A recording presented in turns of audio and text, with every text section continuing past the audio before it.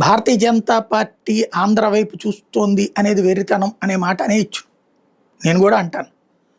నేనే కూడా అనుకోవచ్చు. కానీ రెండవ కోణం నాకు ఇప్పుడు నిన్న అమిత్ షా మాట్లాడిన తర్వాత కనిపిస్తున్న ఒక తేడా ఒకసారి అబ్జర్వ్ చేస్తే, భారతీయ జనతా పార్టీ ఆంధ్రలో ఎదక్కపోవడానికి కారణం తెలుగుదేశం అనుకూల మీడియా, వైఎస్ఆర్ కాంగ్రెస్ పార్టీ అనుకూల మీడియా. వైఎస్ఆర్ కాంగ్రెస్ పార్టీ అనుకూల మీడియా బీజేపీని కవర్ చేయదు పెద్దగా, వాళ్ళలో ఉన్న కాంట్రవర్సీస్ చేస్తుంది. కానీ తెలుగుదేశం అనుకూల మీడియా బీజేపీని ఎప్పటికప్పుడు తొక్కేస్తూ ఉంటుంది. అంటే టోటల్ మీడియా చేతుల్లో లేదు. ఈ సందర్భాన్ని బేస్ చేసుకుని కేంద్రం రాష్ట్రానికి ఇచ్చినాయి.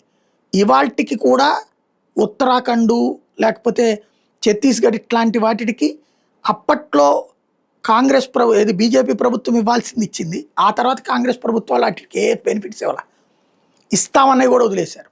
ఎన్నికలు హామీలు ఇచ్చినాయి. ఆంధ్రాకి 12 విద్యా సంస్థలు అంటే 10 విద్యా సంస్థలు అంటే 12 ఏంటి 14 ఇచ్చారు. ఎయిమ్స్ లాంటిది ఢిల్లీ తర్వాత ఆంధ్రాలోనే ఇచ్చారు. అట్లాగే కేంద్ర ప్రభుత్వ సంస్థలు అనేకం తీసుకొచ్చి పెట్టారు. రక్షణ రంగానికి సంబంధించినవి కానీ ఇవన్నీ బోలెడు పెట్టుబడులు పెట్టారు. అట్లాగే లక్షల కోట్ల రూపాయలు రోడ్లు వేశారు, మౌలిక సదుపాయాలు వేశారు. దేశమంతా వేశారు కదంటారు. కానీ మొన్ననే చూసాం 44% ఆంధ్రాకే ఖర్చు పెట్టారు కేంద్ర ప్రభుత్వ పథకాల్లో అన్నటువంటి. ఇవన్నీ జరిగినాయి. ఇప్పుడు రాస్తున్నారు కదా వీళ్ళు. మరి అప్పటి నుంచి ఇచ్చినాయే కదా ఇవన్నీ కూడా, ఆ రోజు నుంచి ఇచ్చినాయే కదా. కానీ బీజేపీని తొక్కేయడానికి విష ప్రచారం చేస్తూ వచ్చారు. ఇప్పుడు అదే మీడియా ఇవాళ అమరావతికి ఇదిగో అది ఇచ్చింది కేంద్రం, స్వయంగా ఆనాడు ఏమీ ఇవ్వలేదు, 10 పైసలు కూడా ఇవ్వలేదు అని చెప్పినటువంటి చంద్రబాబు నోటి వెంటనే అమరావతి మోడీ సెలవా, లేకపోతే రాష్ట్రం మోడీ వల్లనే బాగుపడుతోంది అని చెప్తున్నారు.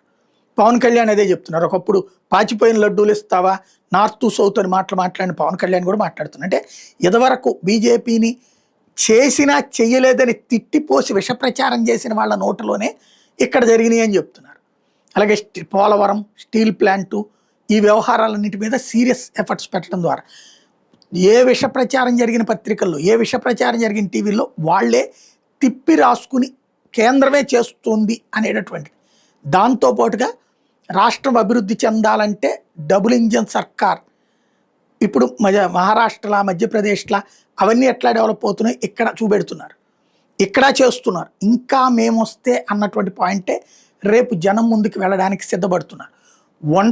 15 ఏళ్ళ అన్నటువంటిది ఇంతవరకు మాధవ్ నోట్లో నుంచి రాలా, బీజేపీ నోట్లో నుంచి రాలా. పవన్ కళ్యాణ్ 15 ఏళ్ళు అంటుంది. ఈవెన్ అక్కడ అమిత్ షా నోట్లోంచి మోడీలోంచి రాలా. పైగా అమిత్ షా క్లియర్గా చెప్పుకొచ్చాడు, తెలంగాణ పంజాబ్ ఎన్నికలలో ఒంటరి పోటీతో పాటుగా తర్వాత కూడా దేశవ్యాప్తంగా ఒంటరి పోరాటం వైపుకే సిద్ధంగా ఉన్నాం అన్నట్టు. అంటే భవిష్యత్తులో బీజేపీ ఒంటరిగా పోటీకే రెడీ అవుతుంది. ఇది అయితే ఇప్పటికిప్పుడు కాకపోవచ్చు, క్రిందటిసారి కూడా వాస్తవంగా ఒంటరి పోరాటానికి రెడీ అయింది.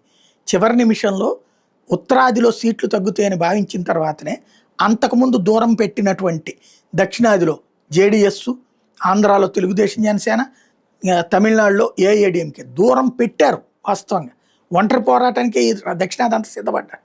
కానీ ఉత్తరాదిలో సీట్లు తగ్గుతున్నాయన్న ఉద్దేశంతో ఇక్కడ మళ్ళీ జాయింట్ ప్రిపరేషన్స్కి వచ్చారు.